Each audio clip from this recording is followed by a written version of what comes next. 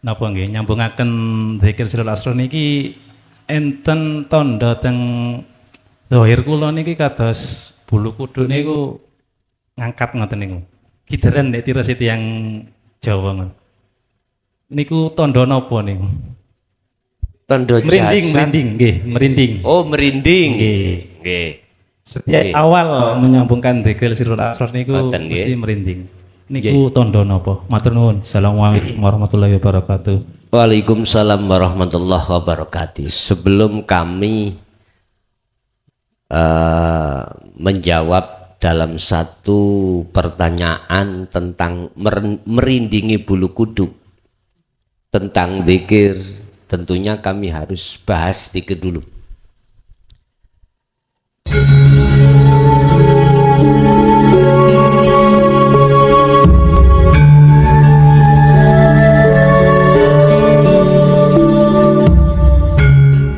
Alhamdulillah, dalam kesempatan malam hari ini kita masih diberikan Allah satu nikmat, baik kenikmatan jasmani, lebih-lebih kenikmatan rohani, yang kesemuanya itu dalam rangka illa liya'budullah. Mudah-mudahan amaliyah apa pada kesempatan malam hari ini Allah catat sebagai amalan makbulan, amin ya robbal alamin. Saloni didepake ngilen mriki mawon setunggal niku ben ketok jelas sing teng lebet. Ya. Nah, pun Bapak Ibu hadirin jamaah rahimakumullah. Dalam kesempatan malam hari ini kami akan membahas surat Al-Maidah ayat 27 yang berkenaan dengan korban, ya. Yang berkenaan dengan korban, ada dua hal yang perlu kita ketahui. Amaliyah apapun termasuk korban, ya, termasuk korban, ikut termasuk golong amaliyah. Amaliyah apapun ada kategori diterima oleh Allah, ada kategori ditolak. Mudah-mudahan semua yang sudah terjadi diterima oleh Allah Subhanahu wa Ta'ala. Apa hikmah dibalik hari raya kurban ini? Ini ada satu pembelajaran terhadap kita terkait kisah putra mbah buyut kita, yaitu Nabiullah Adam alaihis salam. Itulah pengorbanan dua putra, satu Qabil, satu Habil. Mana di antara pengorbanan kedua belah pihak atau Qabil dan Habil diterima oleh Allah? Di situ diceritakan. Surat nopo tadi? Al-Maidah ayat 27. Bapak Ibu hadirin jamaah rahimakumullah. Ini sebagai pembelajaran kita sebelum kita mau melaksanakan pengorbanan. Lebih sayugjanya itu etika syarat sahnya pengorbanan pada Allah itu diterima bagaimana. Di situ dikatakan innama yataqabbalullahu minal muttaqin. Tidak ada satu amaliyah hal ini berkaitan dengan kurban diterima oleh Allah kecuali berdasarkan hati yang takwa kepada Allah. Minal muttaqin, Dan ketepatan muttaqin ini adalah bersumber dari putra beliau yaitu Habil, bukan Qabil. Mengapa Qabil ditolak? Karena tidak lillahi ta'ala. Masih ingin dipuja. Jadi di dalam hati kita ada satu penyakit yang kita mungkin tidak tahu. Apa itu penyakit? Fi qulubihim maradum fazadahumullahu maradha. Tatkala penyakit itu masih ada di dalam hati kita, dan itulah yang merusak aturan-aturan amaliyah kita pada Allah Subhanahu wa ta'ala. Termasuk di dalam diri Qabil ya, bukan Habil. Habil itu yang diterima, korbannya yang diterima. Dia berkorban karena wanita, berarti karena ingin dilihat orang lain. Artinya di dalam hati kita, hati ya bukan jasmani. Kalau jasmani ya harus ketahui orang lah. Wong itu nanti akan dinikmati dan dimanfaatkan seluruh fakir miskin. Hati maksud saya. Si Qabil ketika melaksanakan pengorbanan itu dalam hatinya itu keluar dari lillahi ta'ala. Apa? Karena ingin si Qabil itu dilihat orang lain.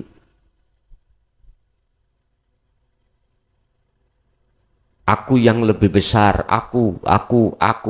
Itu Pak maksudnya. Ini si Qabil ketepatan pada saat itu karena saudaranya Habil. Saudaranya Qabil sendiri. Kan ada dua kandung tuh Pak. Qabil sama Habil laki perempuan. Qabil sama Habil laki perempuan. Habil begitu punya saudara kandung. Lah syariat pada saat itu syariat Nabi Adam berhubung belum ada manusia, nggak boleh saudara kandungnya Qabil ikut dinikahi Qabil, nggak boleh. Qabil harus menikahi saudara kandungnya Habil. Ijol-ijolan itu Pak maksudnya, tukar-tukaran. Tapi Qabil nggak mau, karena lebih cantik saudara kandungnya Qabil sendiri daripada saudara kandungnya Habil. Ini akhirnya Allah memerintahkan untuk melakukan satu pengorbanan. Terus di situ dikatakan secara ringkas pengorbanan si Qabil gak diterima oleh Allah karena keluar dari lillahi ta'ala. Hatinya ada satu penyakit Pak. Si Qabil itu iri karena syariatnya baginda Nabi Adam mengatakan Qabil nggak boleh menikahi saudara kandungnya sendiri. Saudara kembar nih maksudnya. Harus menikahi saudara kembarnya Habil. Nggak mau. Ada iri. Kena syariat imang iri. Bapak Ibu hadirin jamaah rahimakumullah. Sehingga apa yang dia korbankan itu tidak seperti Habil. Habil memang nggak ada penyakitnya di dalam hati. Mulus dia itu lillahi ta'ala.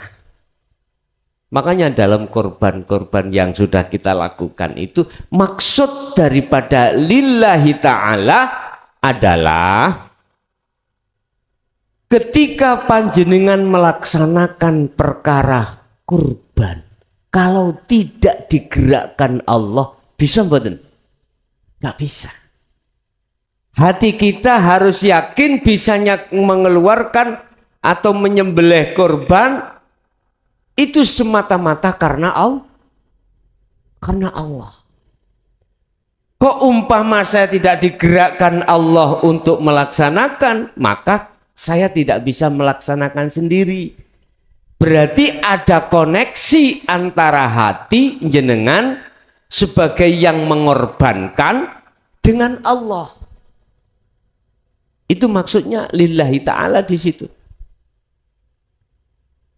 Sehingga nggak ada tendensi ingin dipuja orang, ingin dilihat orang, sehingga ada penyakit riya. Enggak. Tidak ingin di situ, mohon maaf, walaupun di situ kan sudah disebutkan pahalanya, ya tak?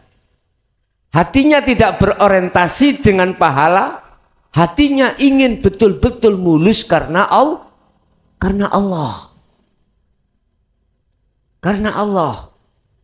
Tadi saya katakan disebut sebagai karena Allah, hati ini selalu melibatkan apa yang terjadi semata-mata karena diperankan atau digerakkan oleh Allah. Contoh Pak, kita sholat bisa berdiri sendiri tanpa ada Allah?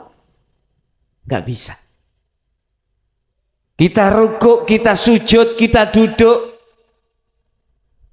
kita nggak akan pernah bisa rukuk dengan sendiri Pak kalau tidak dirukukkan Allah. Nah, ketika hati sadar koneksi terhadap Allah di situ yang menggerakkan, maka itulah yang disebut lillahi ta'ala. Dibuka di dalam surah Al-Baqarah 238. Hafidhu ala sholawah was sholatil wusta wa qumu lillahi qanitin ay khashi'in. Jikalau Anda ingin betul-betul sholat Anda itu betul-betul khusyuk di mata Allah, lakukan sholat yang lillahi ta'ala. Artinya secara fisik kita lakukan sholat sesuai dengan syarat rukunnya sholat, tetapi hatimu sibuk untuk berzikir pada Allah, artinya sadar, menyadari, ingat, aku bisanya berdiri sebab didirikan Allah. Aku bisa rukuk sebab dirukukkan Allah. Saya sujud, duduk sebab disujudkan dan didudukkan Allah. Hati harus sibuk zikir di situ, Pak. Ini caranya. Bapak Ibu, kita sholat kan maksud dan tujuan kan menghadap dan bertemu Allah toh. Kita sama, berkorban juga begitu. Kita menghadap dan bisa bertemu Allah di situ. Bukan bertemu siapa-siapa. Karena sesungguhnya illa liya'budun, maksudnya hanya menyembah. Ini yang menyembah ini harus tahu dan bertemu siapa yang kita sembah. Inilah pelajaran umat Islam yang selama ini mohon maaf manakala ditutup-tutupi harus dibuka. Sudah waktunya Pak, kita sholat ini sudah waktunya untuk bertemu siapa yang kita sembah tiap saat dan tiap waktu. Begitu nikmatnya ketika si musalli, orang yang sholat itu bisa bertemu Allah. Qad aflahal mu'minuna alladzina hum fi sholatihim khashi'un. Al-Mu'minun ayat 1 dan 2. Sungguh nikmat, sungguh beruntung, sungguh damai bagi orang-orang mukmin yang ketika sholatnya dalam keadaan khusyuk. Khusyuk itu, pengertian khusyuk itu, hati itu selalu fokus ingat pada Allah. Iki memang berat Pak, memang berat, iki susah, sulit, tapi bukan berarti tidak bisa. Wala tayasu fi roihillah, walaupun itu berat jangan sampai kau berputus asa. Ada loh Pak, putus asa, wis gak sholat wis. Wong sholat gak khusuk-khusuk, jangan gitu. Ingat, bahayanya orang lalai pada Allah ketika saat tidak berzikir itu lebih bahaya dari bahayanya orang yang sholat atau orang yang zikir walaupun hatinya tidak ingat pada Allah. Udahlah, nggak usah kita itu berpikir yang aneh-aneh. Udah, kita lakukan saja. Semua apapun yang diwajibkan Allah. Tapi satu sisi kita harus mencari bagaimana caranya ibadah kita diterima oleh Allah. Innama yataqabbalullah minal muttaqin. Sesungguhnya ibadah yang diterima oleh Allah hanyalah ibadah yang bersumber dari hatinya seorang yang bertakwa.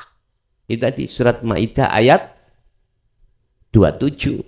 Lah, orang yang muttaqin, orang yang bertakwa itu orang yang bagaimana, Pak? Husnul a'mal nataiju husnil ahwal min qalbin zahidin. Niku keterangan di dalam kitab Hikam, Pak ya. Bagusnya laku dohir, amaliyah, korban, sholat dan lain sebagainya. Di mata Allah, diterima di mata Allah, iku nata iju husnil ahwal. Barometernya adalah kalau ruhaniyah hati jenengan juga bagus. Ruhaniyah di mata Allah bagus, iku ruhaniyah yang bagaimana? Bon, ruhaniyah itu gambarannya ada dua Pak kita manusia. Pertama mingkol bin zahidin. Saged kula tulis? Saged nggih?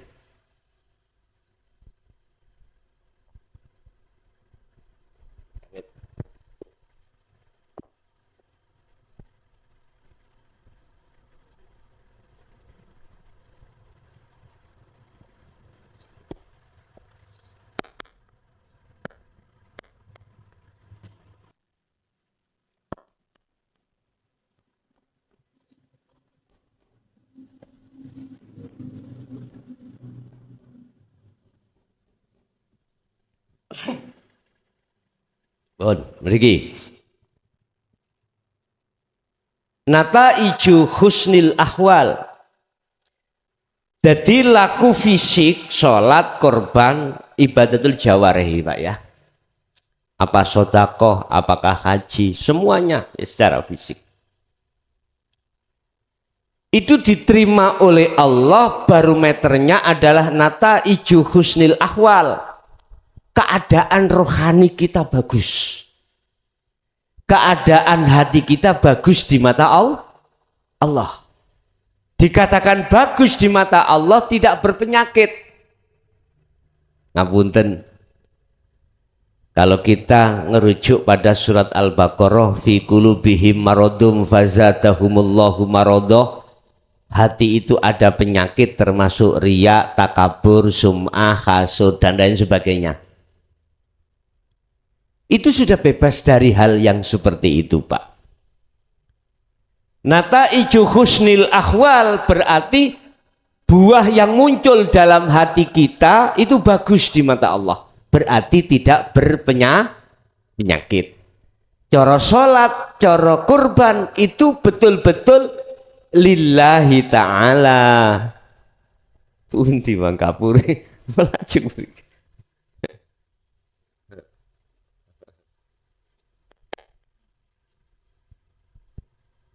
Karena Allah Ta'ala. Yang dimaksud karena Allah, jikalau tidak ada Allah nggak mungkin aku bisa korban. Gitu loh Pak nggih. Tidak hanya bila mana tidak karena Allah saya tidak akan bisa berdiri, ruku, sujud, duduk dan lain sebagainya. Sebetulnya itu Pak, ya sebetulnya. Jangan buka mungkin di surat Al-Baqarah 115. Semua apa makhluk di dunia maupun di langit bisanya gerak karena digerakkan oleh Allah. Walillahil masyriqu wal maghrib fa aynama tuwallu fathamma wajhullah. Itu. Jadi kita nggak bisa kumpul di sini di musola Al-Fatah nggih. Baitur Rahmah. Musola Baitur Rahmah. Itu kalau tidak digerakkan Allah. Kita dari rumah masing-masing ke sini kalau tidak diperjalankan Allah, nggak akan mungkin bisa berjalan sendiri, Pak. Cuman yang menjadi pertanyaannya, Allahnya di mana? Nah gitu toh. Ini yang mestinya harus dijawab oleh seluruh umat Islam. Harus, karena syarat amaliyah itu diterima oleh Allah, yang menyembah harus tahu siapa yang disembah. Asyhadu an la ilaha illallah. Saya bersaksi sesungguhnya tidak ada Tuhan yang wajib kusembah kecuali Allah. Wajib tahu. Ngapunten loh ya. Niki keterangan mungkin jarang ditemukan atau di majelis-majelis taklim yang lain jarang dibahas. Jenengan nggih pun kaget. Mestinya umat Islam ndang lekas mengenal Allah lebih ke dalam lagi. Supaya betul-betul sampai sesuai dengan surat Al-Baqarah 238, sholat itu kedai khusyuk. Bagaimana kita bisa khusyuk sholat kita? Lawang kita belum tahu siapa sebenarnya yang harus kita sembah. Secara isim Allah sudah benar. Cuman yang mana? Inilah yang harus kita gapai sebetulnya Pak. Sebab di dalam Islam ada syariat, thariqat, hakikat dan makrifat. Ini mestinya harus kita pelajari keseluruhan di dalam tubuh Islam biar kafah. Ya ayyuhalladzina amanu dkhulu fis-silmi kafah wa la tattabi'u khutuwati syaitan innahu lakum aduwwum mubin. Masuklah kamu dalam agama Islam dengan sempurna. 208 Al-Baqarah. Cuman berhubung awak dhewe wonten biang keroke lho Pak sing disebut nafsu iblis ya iki sing dadekno sampean kali kula ruhaniyah ketika jasmaniah sholat, ruhaniyah kita, hati kita lalai dari Allah. Ya iki biang keroknya. Makanya kata Rasul sebelum beliau wafat, satu pesan yang termahal menurut saya yang sempat disampaikan oleh Kanjeng Nabi Muhammad Sallallahu Alaihi Wasallam, besok umatku menghadapi peperangan yang amat berat. Ya, jadi habis jihad kecil menuju jihad besar. Apa? Yaitu ngelawan hawa nafsu. Pun kembali kepada amaliyah tadi. Kalau ruhaniyah sampai kali kula ini sudah bebas dari penyakit, maka mingkol bin zahidin, sumber yang muncul dalam hati kita itu hati yang zahid. Hati yang zahid itu apa? Hati yang condong menyang Gusti Allah. Ketika jenengan ibadah apapun, sholat kek, korban kek, di situ ruhaniyah sampai niku disebut ruhaniyah qalbin zahidin yang bersumber dari hati yang zuhud pada Allah. Inilah sing kula maksud keadaan ruhaniyah sampai bagus di mata Allah. Lah keadaan ruhaniyah yang bagus karena hati sampean selalu berzuhud pada Allah. Berarti condong hati ini pada Allah. Bukti condongnya gambarane semua amalia sampean iki hati sampean iku memasukkan lillahi ta'ala. Makanya semua niat sholat apapun mesti ditutup lillahi ta'ala. Cuma berhubung lillahi ta'alanya itu enggak diterangkan pada kita, akhirnya kita cukup di lisan saja, di hati tidak bisa.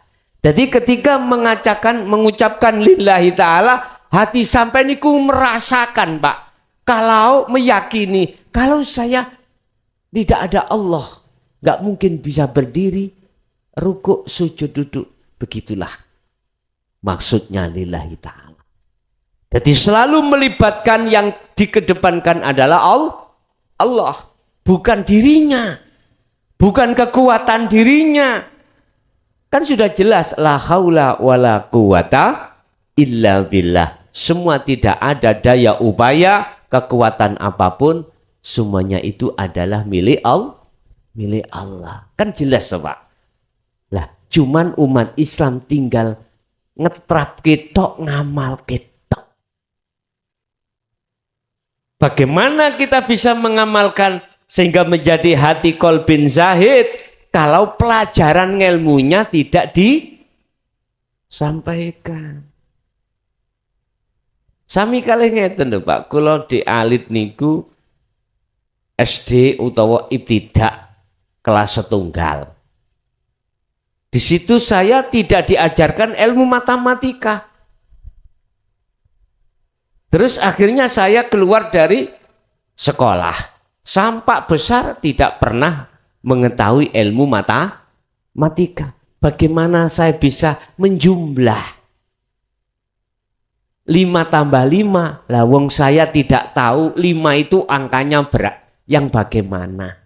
Ya otomatis tidak bisa. Tarsan, Pak, yang hidup di alas nggak mungkin akan paham, oh iki gelas, iki tutupi gelas, nggak mungkin, karena tidak pernah diajar. Sama dengan kita.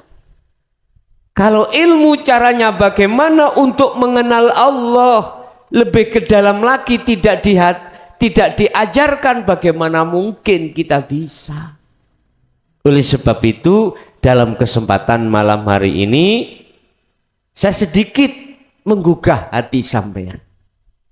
Lakukanlah segala amalia itu yang bersumber dari hati yang bagus di mata Allah.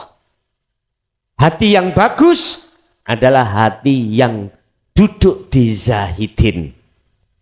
Hati yang seluruhnya karena Allah. Sebetulnya sederhana, Pak. Gini aja, Ben. Amaliyah nopo mawon ya. Amaliyah nopo mawon. Mulai sholat sampai haji, apapun lah. Ayo kita belajar hati mengembalikan pada Allah. Caranya, rasakanlah di dalam diri panjenengan kalih kula itu, baik di luar maupun di dalam diri kita, Allah di situ. Dibuka di dalam surah Al-Hadid ayat 3.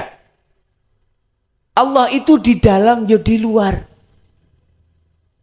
Walaupun kita belum bertemu terhadap Allah, yakinkanlah hatimu bahwasanya Allah itu selalu dekat pada kita. Wa nahnu aqrabu ilaihi min hablil warid, lebih dekat bahkan daripada urat leher, urat nadi. Walaupun kita enggak berandai-andai di dalam itu nyapo toyo, yang bagaimana gak usah. Pertama kita cukup yakin kalau Allah itu lebih dekat daripada urat nadi. Berarti selalu di dalam dan di luar diri jenengan. Dengan Allah itulah semua itu akan berjalan. Coro jasad sampean bisa ke sini, jasad sampean bisa rukuk, bisa sujud. Sudah cukup sampean belajar mulai awal seperti itu.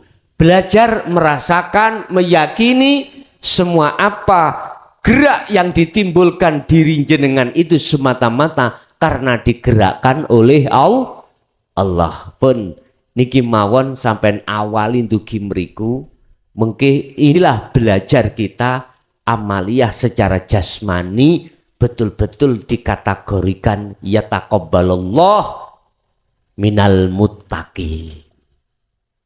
Amaliyah yang selalu diterima oleh Allah, amaliyah yang bersumber dari hati orang yang bertakwa. Orang yang bertakwa adalah orang yang selalu hatinya merujuk pada Allah, mengedepankan Allah. Allahu waliyul ladina amanu yukhrijuhum minadh-dhulumati ilan nur. Al-Baqarah 257 itu. Siapa yang Allahnya yang dijadikan imam di dalam hatinya, maka dia akan dikeluarkan dari kegelapan menuju terang benerang. Artinya hati sampean boten gampang susah, boten gampang khawatir, boten gampang takut, karena semuanya sampean kembalikan kepada Allah. Itulah hikmah yang mengambil dari kisah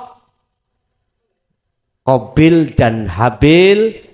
Di situ Habil diterima oleh Allah pengorbanannya karena beliau hatinya qalbin zahidin. Lah Qabil iku dari hati yang rohibin. Niki rohibin, apa rohibin? Hati yang condong pada selain Allah. Gitu tadi. Oleh karena dalam hati si Qabil itu ada penyakit riya. Apa riya itu? Pamer. Ada lagi hasud. Hasud itu adalah dengki, iri terhadap Habil. Maka yang dinilai oleh Allah bukan jumlah besarnya fisik pengorbanannya, bukan. Yang dinilai Allah adalah hati. Ternyata si Qabil hatinya tidak karena Allah, hatinya karena selain Allah. Itulah alasan mengapa ditolak. Jadi rohibin ini adalah hati yang bersumber dari selain Allah. Bukan karena Allah tapi selain Allah. Bapak Ibu hadirin, sebagai muqaddimah kula mboten nate teng mriki nggih. Ustaz ya, mboten nate nggih. Mboten nate sekaligus perkenalan. Kula asli nami kula Mukhlason Rosid.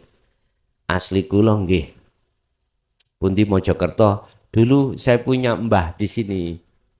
Mbah-mbahan di Pasuruan. Insya Allah tahun 76 niku beliaunya Al-Maghfurlah Mbah Hamid niku selalu di masjid di Abasana dulu. Mbah Hamid Pasuruan ini. Jadi beliau punya jadwal waktu untuk ngisi Jum'ah di masjid saya dulu. Kalau masih kecil, sekitar tahun 76 nih. Sering saya di pangku beliaunya. Lah termasuk Mbah Syarif ya. Mbah Syarif niku zamane Mbah kula. Mbah Syarif Pasuruan, terus punya putra Mbah Fakih, terus akhirnya saat ini sinten? Gus Maskur. Itu termasuk di mbah-mbahan ngono lho Pak. Artinya ada hubungan apa ya? Cara kanca CS ngoten lho. Cara kanca CS. Hati sahabat dekat beliau. Nggih, itu sekedar cerita aja. Kalau saya punya sejarah juga di mana ini?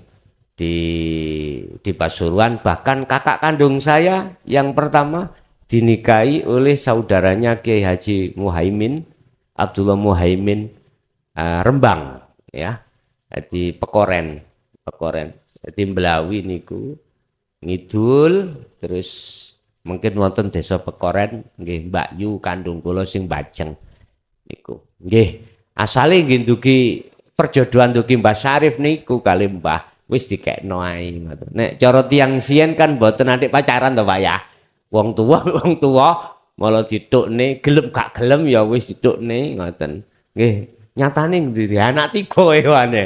Di anak 3. Nggih, mungkin itu sekedar hikayah mawon cerita ben tambah mengenal kami juga mengenal jenengan, jenengan juga mengenal saya. Yang jelas saya kesini tidak punya niat hati apa-apa Bapak Ibu ya. Yang dimaksud lillahi ta'ala karena Allah. Memang secara syariah saya wajib untuk menyampaikan apa yang menjadi pembenahan ruhaniyah kita. Gampangane ngomong, sholati ben iso khusyuk iku piye? Lah ngono lah. Sholati ben bisa khusyuk iku bagaimana? Atau amaliyah ben estu diterima Allah itu bagaimana? Termasuk pengorbanan ini, nggih. Termasuk dinamo. Oke. Mungkin itu sebagai materi yang sudah kami sampaikan. Kita biasanya ada 2 sesi Pak ya. Setelah kami jelaskan materi, sesi kedua tanya jawab. Barangkali ada yang perlu ditanyakan, monggo kami persilahkan. Nyantai mawon. Matur suwun, terima kasih Kiai. Perkenalkan kami adalah Rami Ahmad Jamaluddin. Perlu saya tanyakan ini. Ini adalah berkaitan dengan masalah hati, insya Allah. Insya Allah. Kalau hati ini lurus, insya Allah lurus. Gitu. Dan juga hati ini juga ada berkaitan dengan lillahi ta'alanya. Yang saya dengar tadi itu sering mengatakan lillahi ta'ala, lillahi ta'ala. Kalau kami Al-Fakir sendiri insya Allah siap. Insya Allah siap. Sing gak siap itu di belakang biasanya. Nggih. Kula siap, pingking mboten siap. Terutama gandengan nih. Nah, ini yang jadi problem kan gitu.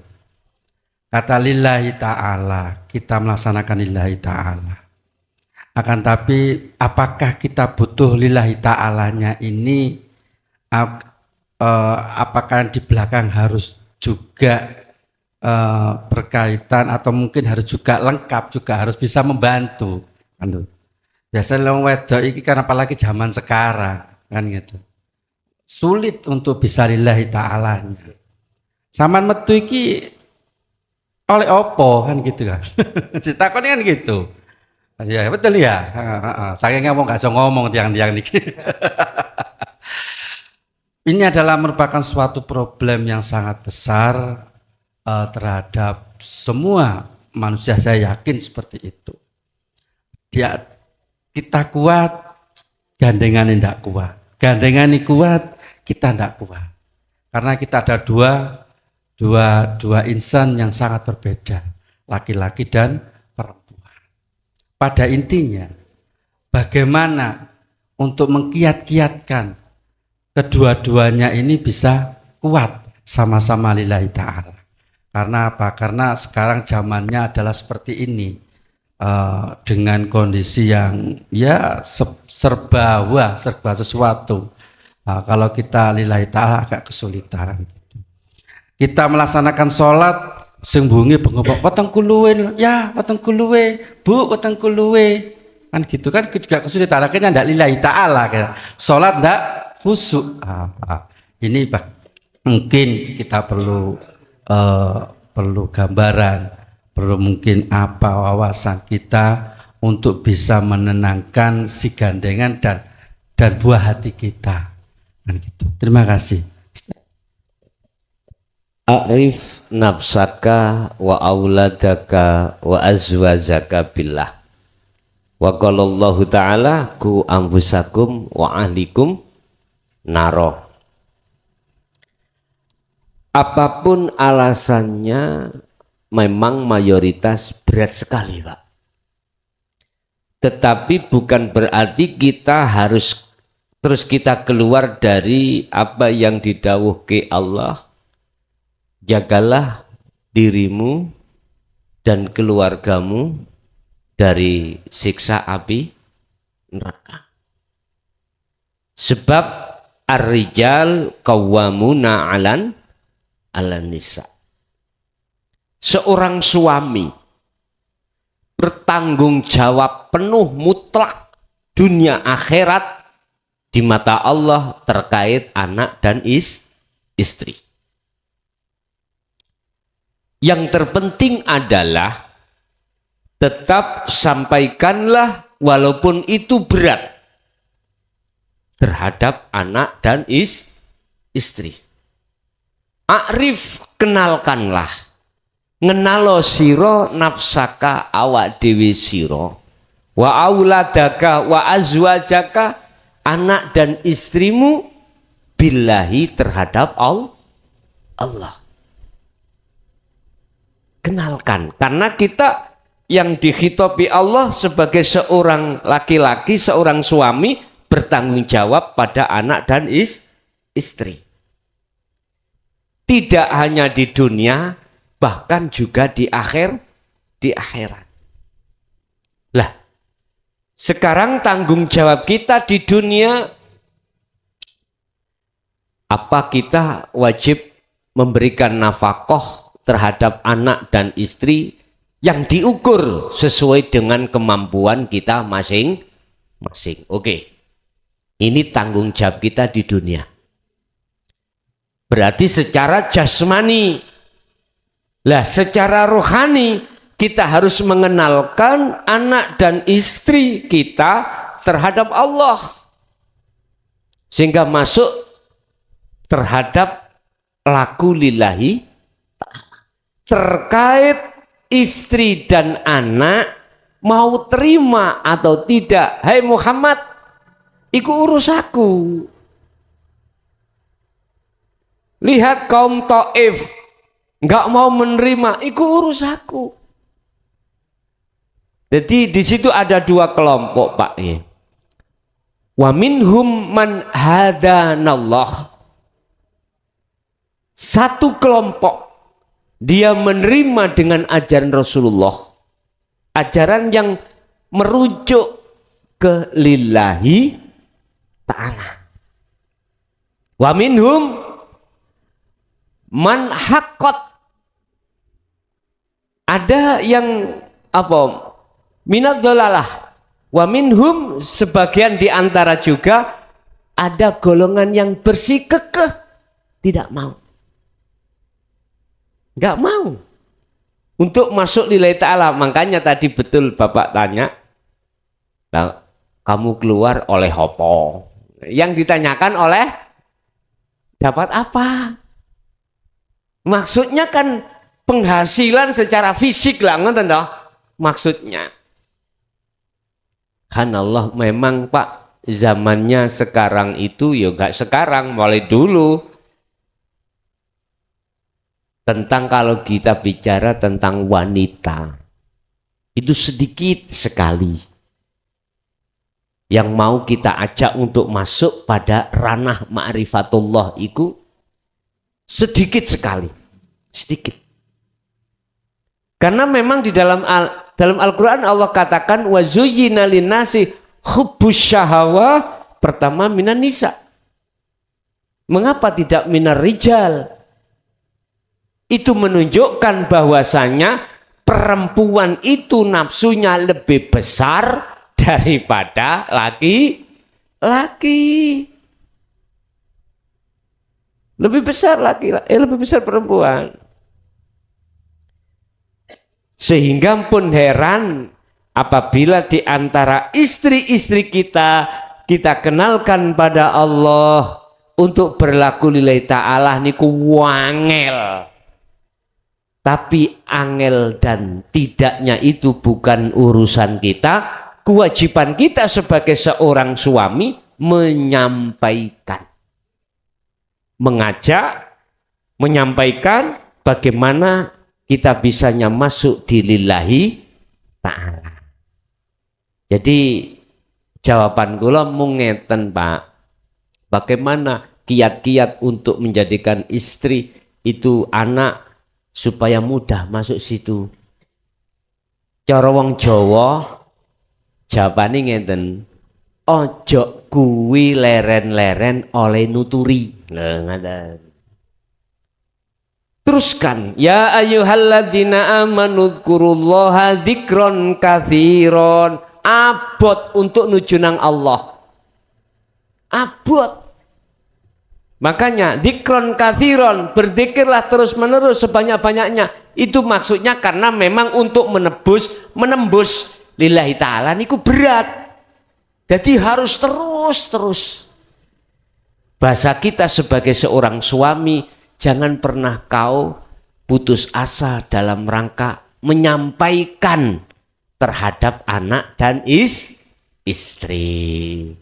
Urusan nanti apa kata Allah. Yang penting sampaikan terus. Apakah dengan cara kita juga didoakan pada Allah? Boleh. Silakan. Boleh. Silakan. Tapi yang jelas sebagai inti jawaban saya, janganlah kita berputus asa. Artinya selalu dituturi, selalu. Walaupun anak dan istri kita awalnya menolak, tetap harus kita sampaikan. Dengan bahasa yang arif, dengan bahasa yang santun, dengan bahasa yang lembut. Aku yakin kalau kita terus-menerus untuk nuturi, kasih tausiah, kasih seruan, aku yakin lama-kelamaan suatu saat nanti akan difikir oleh istri dan anak-anak kita tentang mengenal Allah lebih jauh lagi sehingga lakunya bisa sampai lillahi ta'ala. Mudah-mudahan anak dan istri dan keturunan kita memang ditakdirkan Allah walaupun awalnya berat, toh pada akhirnya adalah husnul khotimah. Namung niku Pak, jawaban saya ojo leren-leren anggene jenengan nuturi. Ada lagi? Yes. Ngapunten Yai. Berkenaan dengan min qalbin syahid untuk mencapai qalbin syahid niki dalam kehidupan sehari-hari itu kan segala amal perbuatan itu kan tergantung dari niatnya. Innamal a'malu binniyat ya. Kadang niat baik yang kita lakukan itu kadang tidak diterima oleh orang lain, ngaten ya. Ya mungkin karena banyak pertimbangan gitu, yang ada sehingga tidak diterima. Padahal kita sudah berusaha untuk berbuat baik ya.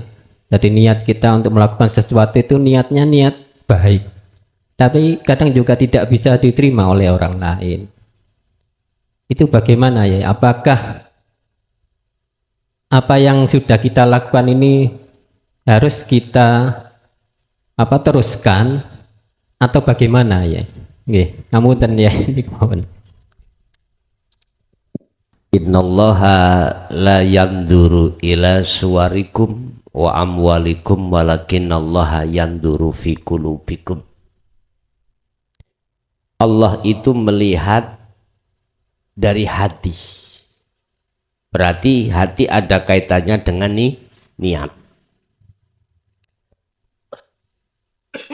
Allah tidak akan melihat secara fisik. Entah itu di mata manusia diterima atau tidak, Allah nggak melihat itu. Allah hanya melihat barometernya itu dari hati kita.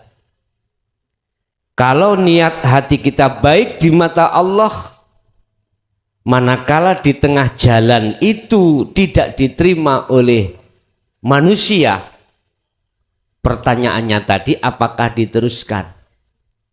Mengalir aja. Iya. Apa jadinya? Di situ nanti di mata manusia terserah Allah. Yang terpenting pertama adalah di mata Allah dulu. Di mata Allah. Kalau di mata Allah sudah zahid, sudah betul, Allah terima. Urusan di mata manusia nomor dua. Nomor dua. Sebab gini, ada satu niat yang baik, manakala itu tidak jadi dilakukan, itu sudah kebaikan. Apalagi itu dilakukan. Menurut saya, tapi bukan berarti menurut yang lain yang tidak sama, bukan berarti salah loh, mboten. Menurut saya, walaupun di mata manusia itu ada yang menolak, jalan aja.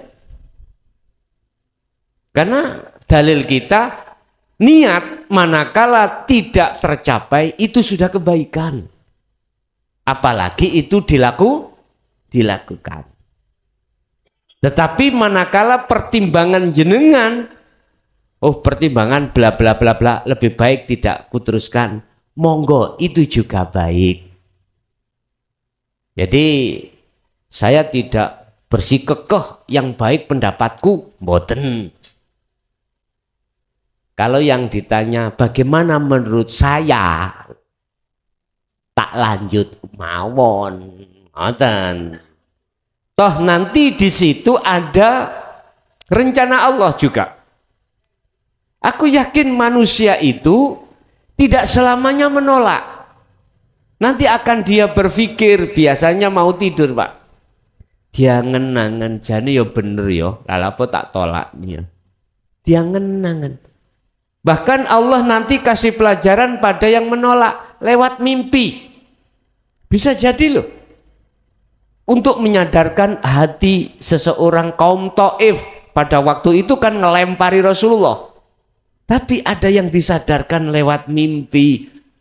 Akhirnya membenarkan Rasulullah dan dia mengucapkan 2 kalimat syahadat. Seperti kaum tetangga beliau, setiap beliau Rasulullah mau sholat subuh didoni. Ada Pak, ceritanya ada, didoni. Sampai dia bukan umat Islam, dia kafir Quraisy, memungsuhi Rasulullah. Suatu saat dia jatuh sakit dan beliau Rasulullah tetap nyambangi besok. Loh, dengan situasi dakwahnya beliau arif seperti itu, Allah buka hatinya. Akhirnya dia mengucapkan 2 kalimat syahadat.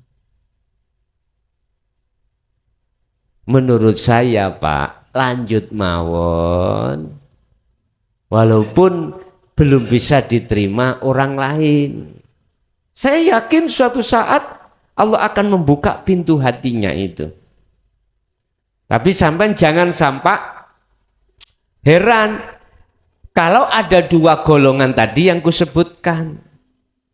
Ketika ajaran Rasul disampaikan, ada 2 golongan, ada yang menerima, ada yang menolak.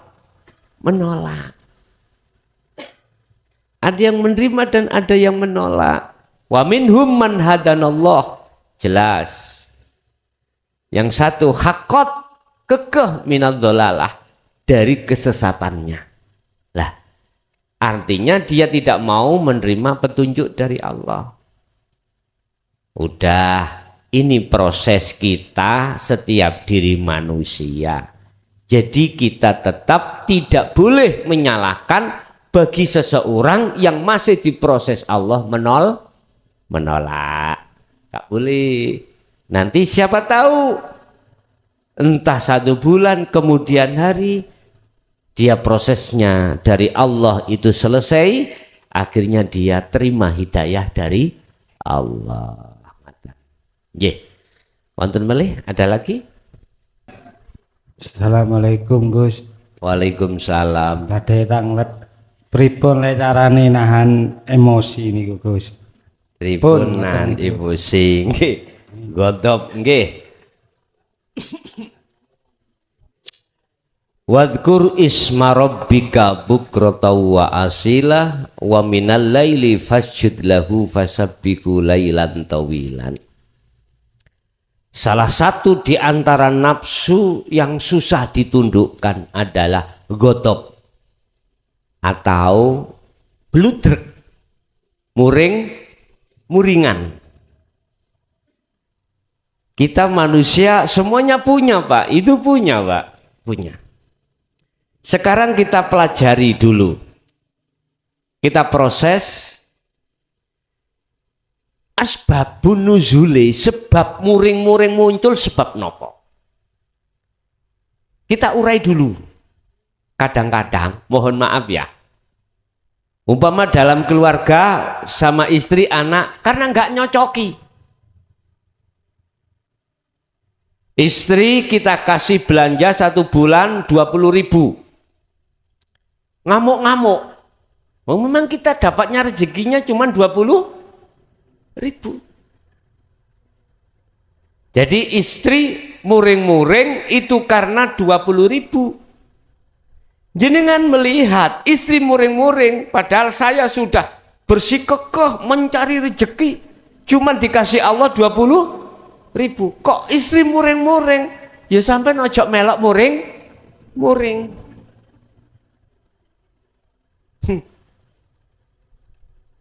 Yun sewu, kadang-kadang munculnya godop muring-muring itu karena nggak cocok takdir yang kita terima. Anak kita waktunya ngaji, bulet aja disuruh ngaji, dulinan HP, game-giman. Kadang-kadang terhadap teman dan lain sebagainya. Wes. Kemunculan takdir ketetapan yang nggak cocoki pada hati kita, itulah awal sebabnya dalam diri kita muncul sifat muring godok. Terus bagaimana kita untuk mensiasati biar tidak godok?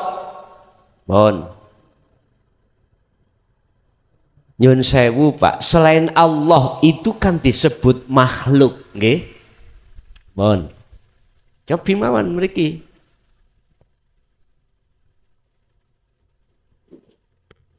Makhluk.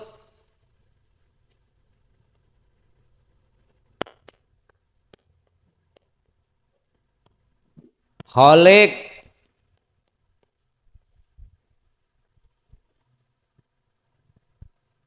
Selain Allah, semuanya kan disebut makhluk. Banget nggih? Mulai para nabi, para rasul, kekasih Allah, surga, neraka, ganjaran, takdir, semuanya itu selain Allah berarti disebut makhluk, termasuk kita. Lah selain daripada itu disebut khalik, yaitu Allah yang menciptakan. Makhluk iku yang diciptakan. Nyun sewu Pak, tadi sudah saya kasih tahu seluruh makhluk itu yang menggerakkan siapa? Allah. Saged diterima? Saged nggih? Oke. Berarti garwa sampean muring-muring sebab sampean paringi arto dikasih 20.000. Anak tadi sampai muring-muring gara-gara anak tidak mau lekas-lekas berangkat ngaji, teman dan lain sebagainya.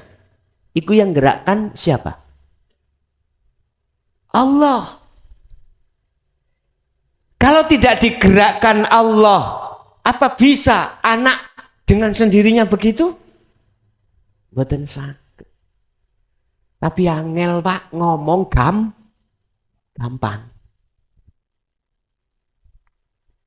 Sebab angel ikulah maka wadhkur isma rabbika bukrata wa asila.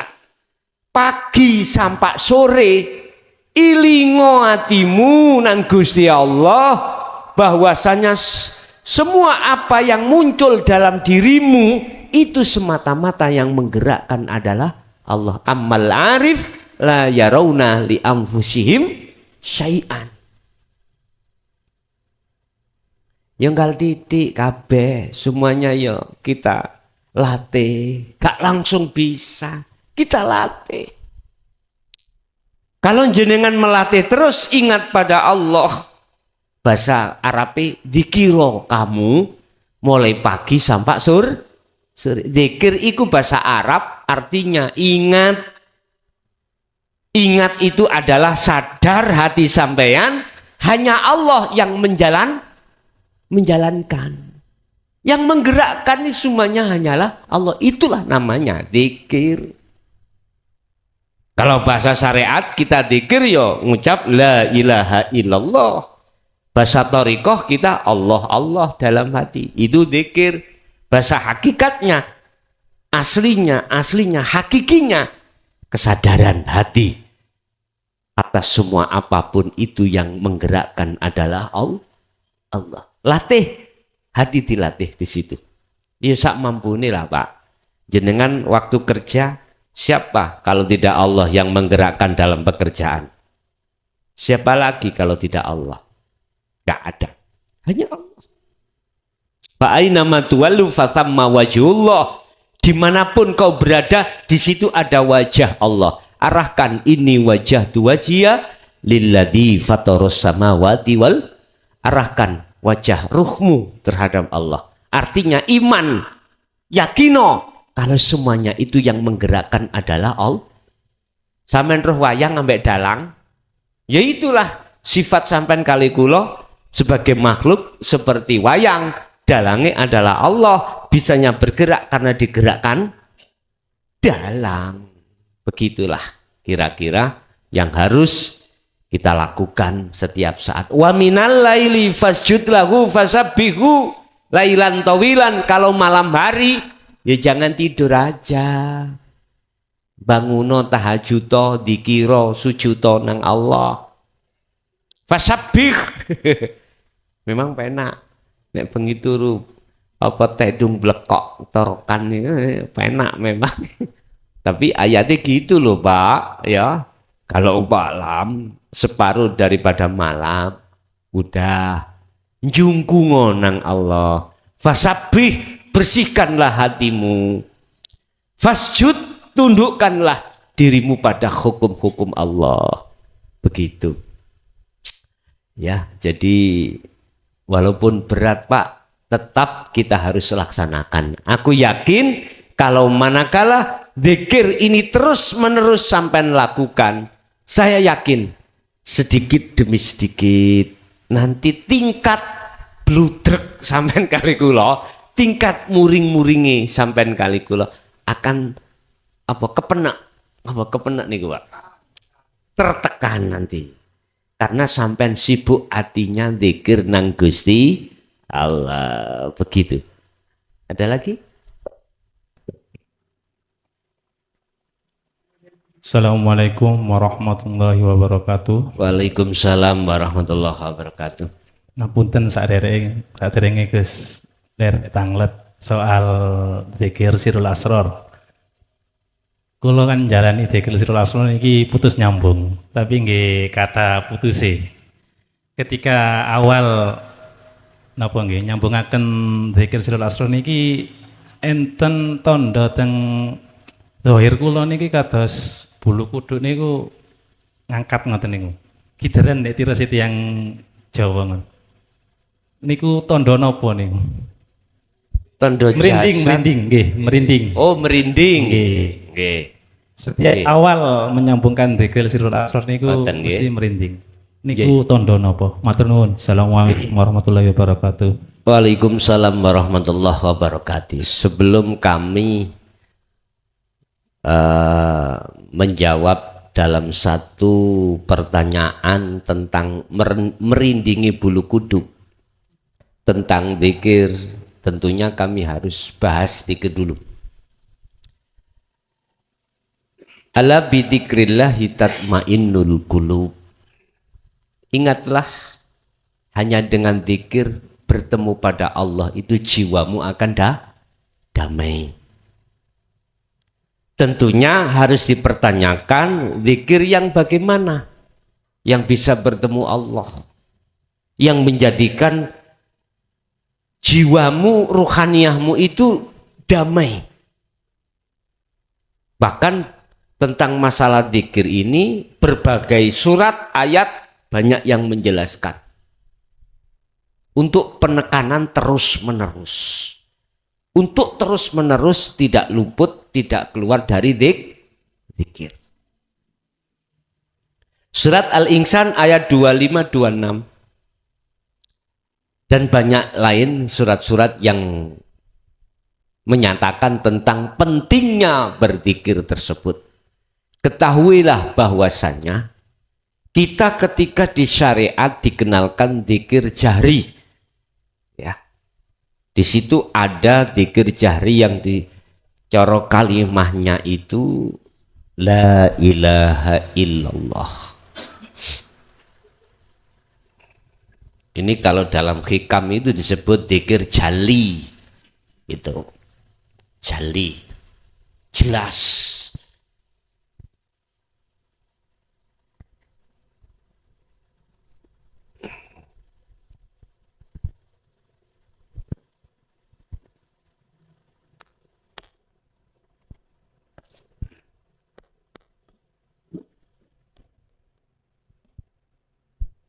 Ini di dalam syariat kita kenal la ilaha illallah. Atau bisa disebut zikir sirri, disebut zikir jahri.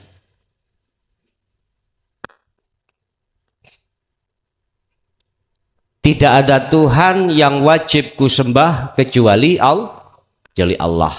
Jelas ini jelas. Jadi maklum kita mulai kecil sudah dididik, dikenalkan terhadap Tuhan kita namanya Allah. Innallaha rabbi wa rabbukum fa'budu hadza siratum mustaqim. Maryam 36. Ini. Terus naik yang kedua adalah zikir khafi. Zikir khafi.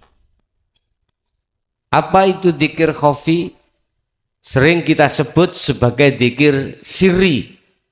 Di situ keluarnya tauhid la ilaha illa huwa. Banyak ayat yang menjelaskan tentang zikir ini. Ini disebut zikir sirri.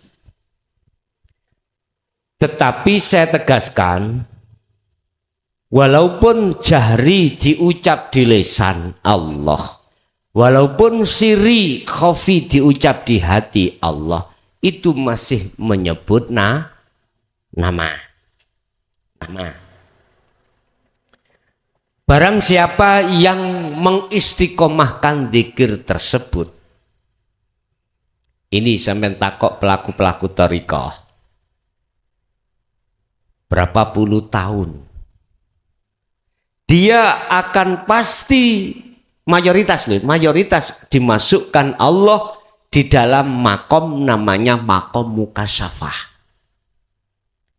Apa makom mukasyafah itu? Makom kebukanya gaibnya makhluk. Di situ ada alam malakut, berarti para malaikat. Alam jabarut berarti alam tempatnya begebluk. Tahu begebluk ya? Ya kados dik wingi lho Pak wonten Covid. Ini kan makhluk itu. Gaibnya makhluk. Iblis, jin itu kan gaib kabeh. Neraka ngalam-ngalam sing panas-panas. Ada lagi alam namanya lahut. Tempat seluruh alamnya apa yang dihuni oleh para kekasih Allah. Dari unsur para nabi, para rasul, wali-walinya Allah. Roh-roh mbah sampean yang dijadikan Allah sebagai kekasih.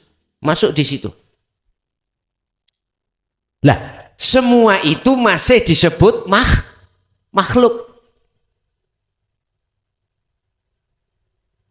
Ada surga, ada lauhil mahfud, wis macam-macam. Intinya di situ penuh dengan karomah.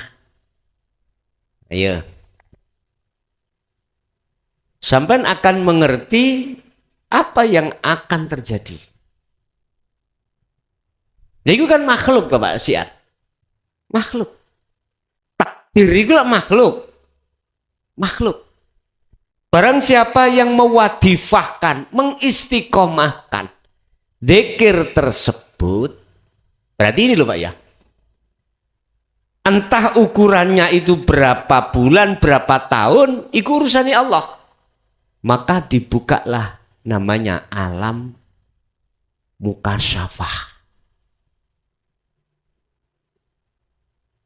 Sehingga mungkin sampai menemui orang, sampai tuduh orang pinter, sampai rawuh, mertamu, minta solusi. Tapi sebelum sampai ngomong sudah kebedek. Tahu kebedek? Sudah tahu. Karena karomahnya yang memberitahu. Engkau jam 09.00 ana tamu teko omahe nduk ndi ngono, lengkap Pak. Gowo masalah bla bla bla bla bla. Sebab mari bla bla bla bla. Begitu jenengan datang langsung didukani sampean. Mangkanilah dadi wong lanang ojo ngeplokan. Tahu ngeplokan? Moro tangan. Nah, padahal kemarin memang tukaran sama istrinya minggat sebab dikap. Kira-kira sampean sebagai tamu wedi apa enggak? Wedi lho wis eruh rek. Wali nek ngono lah ngono nggih. Tuduhan sampean kali kula umum masyarakat itu adalah wal. Ingat Pak, kembalilah pada Al-Qur'an kalau bicara wali. Ala inna auliya Allah la khaufun alaihim walahum yahzanun. Bukan itu cirinya wali. Tapi penapa nek gawe golek dunya? Wah, gampang niku. Wong sampean sakti ya, duwe karomah. Toyul ardi, ngelempit bumi. Wis pokoke sing sifate karomah-karomah. Dan ini bukan tujuan Rasulullah mendidik, bukan. Wis. Kita lanjut. Yang nomor 3, kita dikenalkanlah zikir dari tauhid la ilaha illa anta subhanaka inni kuntu minadz zalimin. 3. Di situ cara hikam zikir disebut zikir hakikat, zikir hakiki.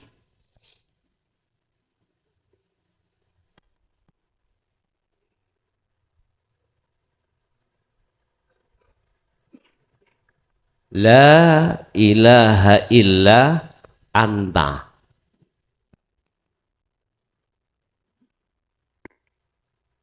Inilah yang ditanyakan terhadap saudara kita yang disebut zikir sirrul asror.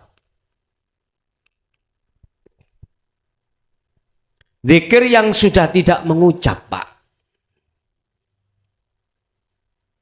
Ucap Allah juga tidak, lesan pun juga enggak, diem. Di dalam zikir sirrul asror atau zikir hakiki, itu ada 3 tingkat. Pertama adalah su'aul basirah.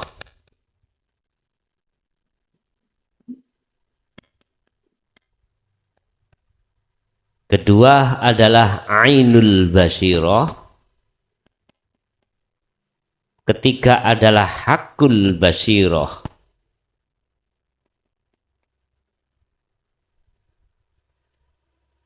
Bagaimana prakteknya su'aul basirah? Tadi sudah saya sampaikan. Ketika jenengan berdiri, sibukkanlah hatimu merasakan, meyakini. Rasa itu apa, Pak? Rasa itu yakin. Rasakanlah, yakinkanlah bahwasannya baik di dalam maupun di luar dirimu hanya Allah yang menggerakkan. Bukan kita bisa bergerak sendiri. Manakala hati sudah ada iman atau rasa dan dikembangkan seperti itu, maka Anda dikatakan telah ada dalam hatimu cahaya nur yang disebut su'aul basirah. Inilah modal awal Anda bisa sampai ke puncak makrifat. Modal awal. Inilah modal awal. Hatimu akan terbebaskan dari penyakit-penyakit yang dimaksud dalam Al-Quran tadi. Fi qulubihim maradun fazadahumullahu marado. Penyakit hasud, riya, takabur, termasuk godop tadi, muringan, hancur nek umpama jenengan terus menerus purun teng mriki. Itu tidak diterapkan ketika hanya di dalam sholat saja, enggak. Juga dilakukan di luar aktivitas sholat. Lebih-lebih ketika saat dibuktikan mendapatkan takdir yang kurang cocok. Nah, kurang cocok ning ati diterima. Nagih bayarane kerja jari jeragane menehi padahal dik wingi ngomongnya saiki. Lah kok ditimpu diolor meneh-maneh. Lho, mangkel ta Pak ya? Jenengan tidak ujuk-ujuk tiba-tiba melihat makhluknya berupa takdir dan makhluknya berupa jeragan, tapi melihat Allahnya yang menggerakkan di situ. Ayem pun Pak. Besok ditagih lagi. Akhirnya jawabannya apa? Meneh yo, kira-kira sampean gak muring-muring ah? Liyabluwakum ayyukum ahsanu amalah. Wa qala aidan innama amwalukum wa auladukum fitnah. Ujian, Allah nguji nang sampean, Pak. Bukan jeragan sampean sebab ingkar janji, enggak. Iku lak syariate. Hakikate Allah memang yang membikin lewat jeragan sampean diuji. Sampean ngerti paku, Pak ya? Paku. Paku kita tancapkan di papan, kita tutup dengan palu gak bengkong, diterus nih mboten? Terus nih, di palu Allah terus. Nek bengkong, nggih di anu meleh, dikencengno maneh. Ngono sampai pegel bengkong maneh, ditahan sampai tang. Begitulah Allah liyabluwakum ayyukum ahsanu amala, supaya menjadikan rohaniah sampean iku apa? Menter bantingan itu, apa ya menter bantingan? Tahan banting. Lah di situ. Cuman berhubung kita itu mengikuti nafsu, akhirnya kita itu enggak mengindahkan Allahnya itu. Ngamuk-ngamuk akhirnya jeragane dilabrak. Lah ada seperti itu. Padahal ingatlah tidak ada satupun makhluk akan bisa bergerak dengan pergerakan sendiri tanpa digerakkan Allah. Contoh, kalau anggap niki makhluk A, iki makhluk B. Iki sifat aslinya makhluk ngeten, Pak. Meneng toh? Enggak bisa gerak apabila tidak digerakkan oleh Allah. Umpama niki makhluk. Ora enek sing gerakno, apa iso makhluk siji ki gerakno makhluk liyane? Mboten saged. Inilah gambarannya ngaji ilmu kaweruh itu seperti itu. Dulu enggak dijelaskan sejelas-jelas gini, Pak. Mulai Pasuruan Mbah Syarif, Pak. Mbah saya sendiri ya, enggak pernah. Wis pokoke santri yo semeneng ae rungokno aku tak omong, lho ngono. Enggak dijelasno ngene. Sampai kapanpun A ini tidak bisa memindahkan B ini, enggak bisa. Selain Allah tidak akan bisa mendatangkan manfaat ataupun mudorot. Iku hakiki, lho ngaten lho. Manakala seakan-akan bisa, iku majas. Majas, bukan sebetulnya. Contoh, sampean mungkin ada sungai ditanya oleh teman, piye? Sungai ini milia, lah ngono dah. Kali ini milia. Jawab sampean ya apa? Mili. Bukan airnya yang mengalir, tapi sungainya yang mengalir. Lah gitu toh, iku majas. Salah tapi gak popo. Lho ngoten niki. Kalau yang mengalir sungainya telas Pak, habis tangkis iku. Lah gitu toh. Padahal sebenarnya yang mengalir itu sungai, yang mengalir itu adalah air. Tapi mengapa kok tanya sampean itu? Kali ini milih ya, lah ngoten nggih. Seperti itu, nggak apa-apa. Itu majas, namanya majas mursal. Sami kali ngeten. Koyoke memang gerak kita, Pak. Kita yang bisa menggerakkan sendiri kita. Iku majas memangnya. Tapi hakikinya adalah Allah. Sampai kapanpun, ya nggak bisa. Makhluk iki sok pindah. Bisanya pindah, ada yang memindahkan. Berhubung banyak manusia melihat makhluknya, akhirnya menuduh dan beriman yang memindahkan itu makhluk. Coba kalau melihat saya, gak mungkin mengatakan iki sok mindah situ si A bisa memindah si B, gak mungkin. Sama, memang seakan-akan jeragan kita yang khianat lah gitu nggih. Tapi ikut dijadikan Allah untuk menguji kita kok. Kalau kita melihat Allahnya ayem Pak, ayem. Tapi nggih berat.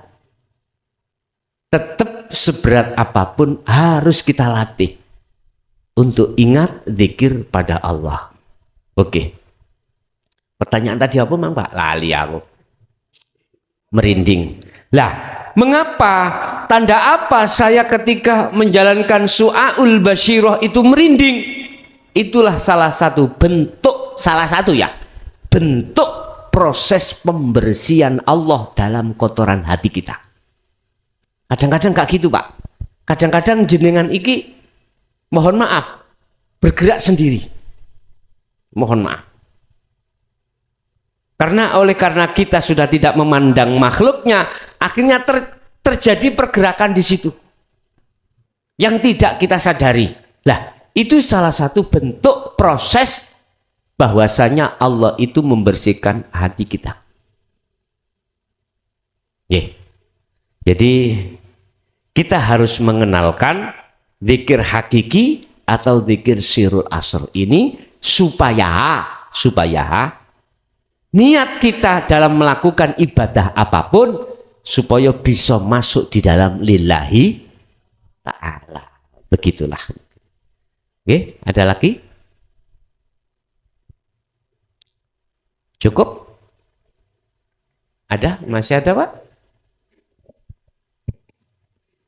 Assalamualaikum warahmatullahi wabarakatuh. Waalaikumsalam warahmatullahi wabarakatuh. Saya mau tanya, bagaimana cara mengenal diri sehingga kita mengenal Allah?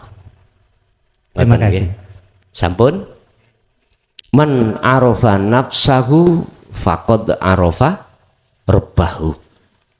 Sing sapa wonge kenal dirinya sendiri faqad arafa rabbahu. Maka mereka dikatakan mengenal Allah. Terus bagaimana caranya? Yang dimaksud mengenal diri bukan diri jasmani, Pak. Tapi diri sesuatu yang rahasia di dalam jasmani. Apa itu? Hidup. Hidup di dalam diri secara proses di dalam manusia asalnya itu mati, hidupnya sebab dihidupkan oleh Allah. Ini proses Pak ya.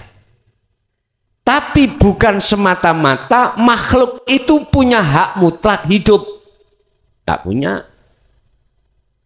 Walaupun hidupnya karena dihidupkan oleh Allah.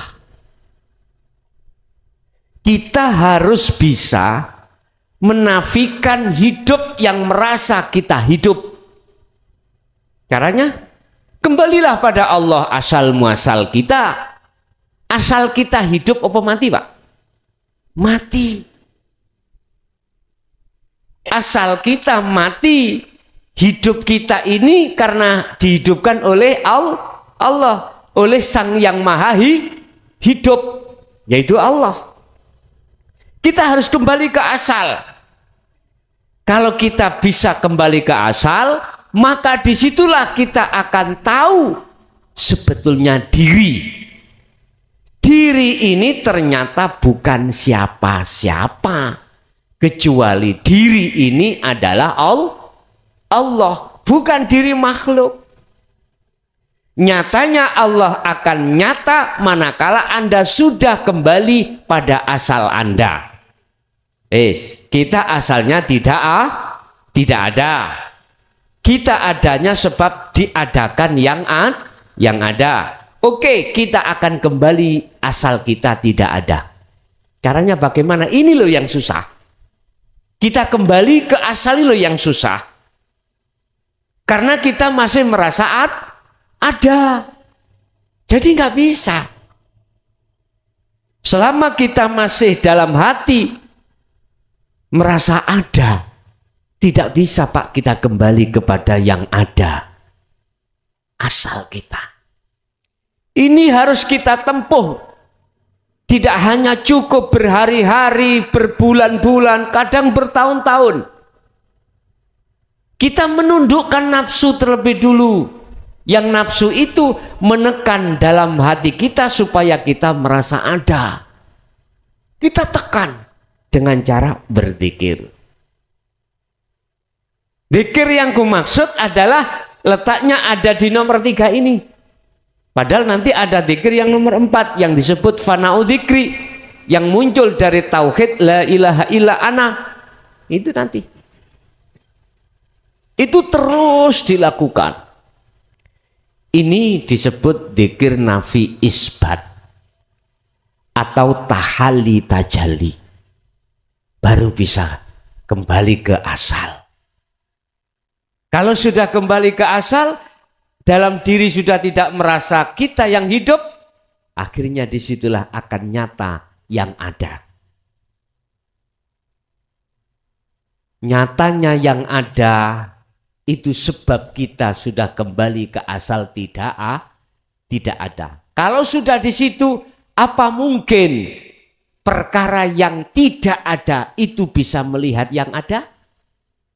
Enggak mungkin. Yang melihat yang ada adalah yang ada. Berarti yang melihat Allah adalah Allah sendiri. Itulah maksud man arafa nafsah faqad arafa rabbah. Barang siapa yang kenal diri, maka dia akan kenal Tuhannya. Maksudnya diri hidup ini lepasan ngaku-ngaku hidup. Setelah ini kita lepas, maka nyatalah diri Allah di dalam diri. Diri Allah di dalam diri. Surat apa itu? Al-Hadid ayat 3. Huwal awwal wal akhiru wadh-dhahiru wal batin. Sekali lagi caranya kita tidak cukup berhari-hari, berbulan-bulan, bahkan bertahun-tahun kita berzikir. Dengan cara zikir itulah yang akan bisa mengenal siapa diri Anda sebenarnya. Ternyata adalah makhluk itu kita. Kalau makhluk statusnya gini ki wau, Pak. La haula wala quwata illa billah. Wis gak iso apa-apa. Jadi sing iso apa-apa cuman Allah itu sendiri. Nggih. Ada lagi?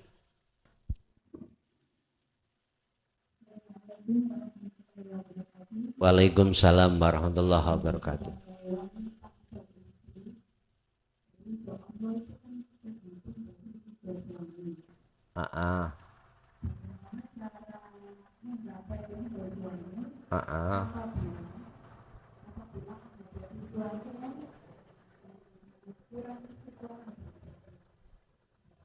Suami yang kurang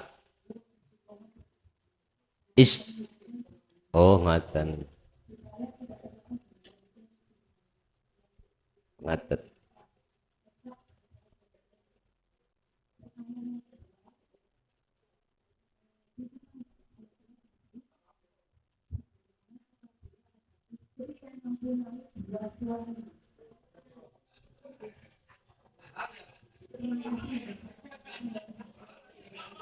Injih. Sampun? Nggih. Pertama terkait masalah ridhone istri digantungno terhadap ridhone suami. Apapun yang keluar dawuh dari suami, Bu, apapun, bentuk apapun, kecuali yang melanggar aturan agama. Kita tidak boleh membantah. Bentuk kita tidak membantah atas apa yang telah diserukan oleh suami, berarti itu cara salah satu kita menggapai ridhonya Allah. Apapun. Kecuali tadi yang berseberangan dengan agama. Cukup sederhana sebetulnya. Agama menyarankan kita sebagai seorang istri harus tunduk pada suami. Suami bilang, istriku jangan keluar rumah manakala saya belum pulang. Belum pulang, entah belum ke pasar, kerja, jangan keluar rumah apapun alasannya manakala saya belum sampai di rumah. Ini hal sepele, tapi mohon maaf sangat menyakitkan. Itu sakit dan berat manakala kita sebagai istri tidak memandang Allah, tapi memandang manusia. Coba kalau memandang Allah, akan ringan. Sebab ketika saat suami kita kerja, kita dipeseni seperti itu, ada saudara kita yang ngabari terhadap kita sebagai istri, yuk Pak Eloro, nah rumah sakit, sampai dikengen ngeterke, ayo, gak berat ah. Satu sisi menghadapi dawe suami, satu sisi orang tua. Memang dulu sebelum jenengan dikuasai suami, seorang laki-laki, ridho jenengan gantungane orang tua. Sekarang sudah dikuasai suami, apapun alasannya, Anda harus mengedepankan apa dawe suami. Oke lah, sampean iki mang, aku gak oleh Kang Mas keluar dulu mantu adik sampean. Moro maneh, yuk bapak najak. Coba sampean, ya apa? Sampean WA nanggone garwa sampean, Mas, bapak najak, kula diken mantu. Enten aku sih, kira-kira siapa ya?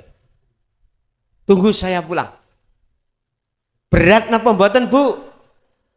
Berat. Terakhir sampak nggak menangi naza, adik sampan iku moro, yuk bapak pun mboten wonten. Jenengan mboten mantu ah.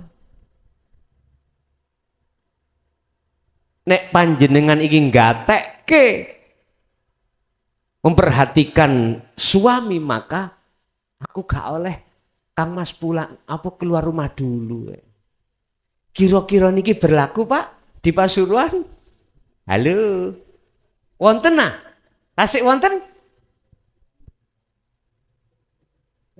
Mungkin kalau ada, jelas keluarga jenengan mengatakan, encene bojomu sampel. Ngono.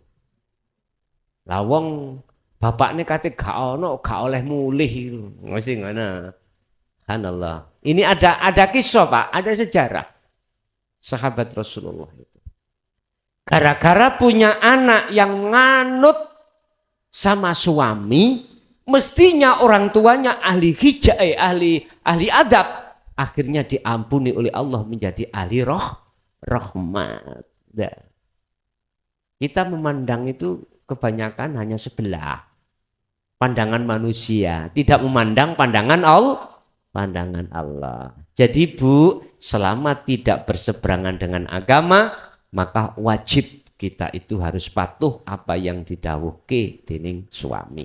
Yang kedua, bagaimana mensikapi poliandri? Ngerti? Istri punya suami dua. Kalau saya ngerujuk Al-Quran, sampai gondol gak ketemu, Pak. Perempuan iku punya istri dua. Punya suami dua. Fankihu ma tobalakum minan nisa mathna wa thulatha wa ruba'. Bahkan ini mukhotabnya kepada laki-laki, bukan pada perempuan. Mengapa munculnya poliandri? Bikinan barat, Pak Nino. Yang ingin menandingi Al-Quran. Ya wes, kita milih mana, gitu aja. Terserah. Milih wong barat apa milih Quran? Ya sudah. Nek Indonesia tidak dilegalkan, Pak. Tetap nggak boleh. Cuman Indonesia tinggal niki sing laki-laki mestinya dua. Iku nggak boleh PNS. Pejabat resmi pemerintah nggak boleh. Wayuh, itu nggak boleh. Laki-laki punya punya istri dua secara sah di catatan sipil, sementara belum ada. Cuman kalau singit-singitan PNS. Niki biasanya para kiai, Pak, gitu. Gak apa-apa, ngeten niki. PNS biasanya singit-singitan. Loh, daripada jenengan zina. Terus ngene jari boleh iku lak gak ngadil laan. Lanang oleh, wedok gak oleh. Sing meteng sopo? Sebab ini ada hubungannya dengan waris. Hubungan dengan waris. Dikatakan istri nggak boleh bersuami dua karena waris. Anak. Saiki sing meteng wong lanang wong wedok.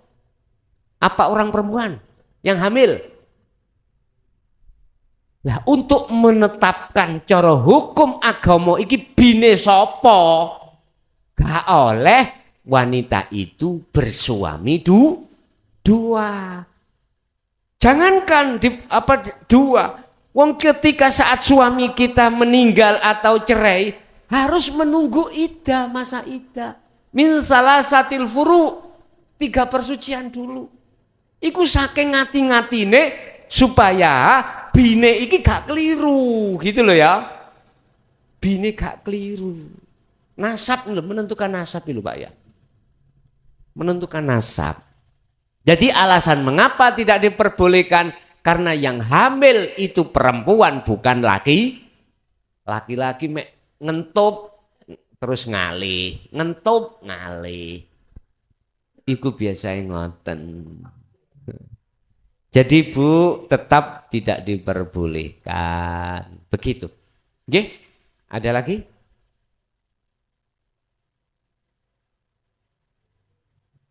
Cukup? Nggih. Bapak Ibu hadirin jamaah rahimakumullah. Itulah mungkin apa yang sudah kami sampaikan, mudah-mudahan menjadi walaupun sedikit menjadi ilmu yang bermanfaat, barokah terhadap kita dan anak putu kita ila yaumil qiyamah. Lahumul Fatihah.